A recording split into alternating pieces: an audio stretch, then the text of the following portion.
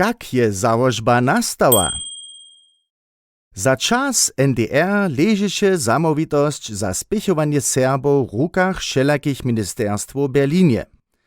Ze zjednoczeniem Niemskeje 1990 je so wiele zmieniło. Wobłukaj kultura a kubwanie ležešte nitko zamovitości krajów. Zjednoczenskim zrečenju jewi so přidatny pasus.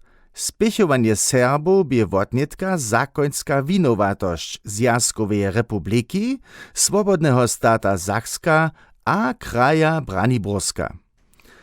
Ale z kotrym instrumentom, nie z kotrej strukturu moso tutu nadok zromadnie przesadzić. Zrodzi so idea założbu zjawnego prawa utworić. Što je so 19. winowca 1991 sta. Finansowanie założby za serbski lud zaručeše so nitko letnie z peniezów Zjazka, Sakskeje a Braniborskeje. Największy dziel założbowych sredków wudowa so za spěchowanie serbskich instytucjów. To są Serbski ludowy ansambl, Domowina jako cieszny zjazk łužiskich Serbów a rečne centrum Witaj, Ludowe nakładnictwo Domowina, Niemsko-serbskie ludowe dziwadło, Serbski instytut, Serbskie muzej, Szula za delnjoserbsku rěč a kulturu a założbowy zariad.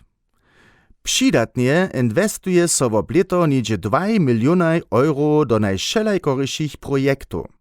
Przykłady za to są folklorny festiwal, Europeada, skadżuwanka, serbskie filmy, synkonoszaki, koncerty, rejowanskie skupiny, serbskie lajskie chory, dziwadłowe a folklorne skupiny, drastowe towarstwa, projekty za serbsku młodzinu a hišće wiele dalszych. Zoby so naročny proces spěchowania poradził, woto staraja so założbowym zarjedzie nimale 40 přistajenych w serbskimaj domomaj Budyšinie a Kočebuzu. Założba za serbski lud wukonia po takim hižo przez 30 let statny nadawk finansowania serbskich zarjadnišćów a projektów na dobro serbskiego ludu, serbskie rěče a kultury.